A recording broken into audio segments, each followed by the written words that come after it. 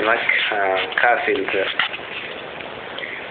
kesish qiyin bo'lgan joyini, misol uchun mana shu o'g'ilga kafilni to'g'ri bo'lagini to'g'ri aynan millimetrgacha to'g'ri o'lchash uchun bizga albatta shablon sifatida mana bu qog'oz kerak bo'ladi. Qog'oz o'lchami kafil bilan millimetrgacha barobar bo'ladi va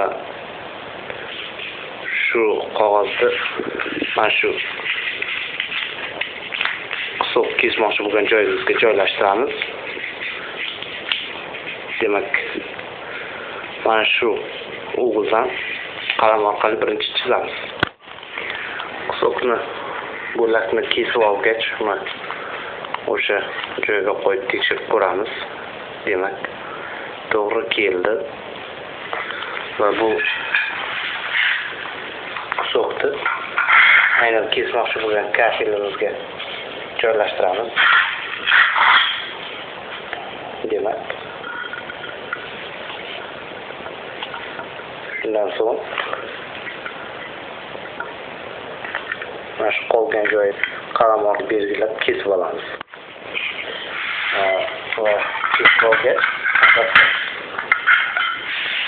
bu kafilimiz razmeri to'g'ri bo'yicha mana shu yerga to'g'ri keladi. Bu kafilni to'g'ri kesib olishlik eng oson usuli. Albatta bu videoni ko'rgandan keyin shu usulni qo'llab ko'rasiz degan umiddamiz.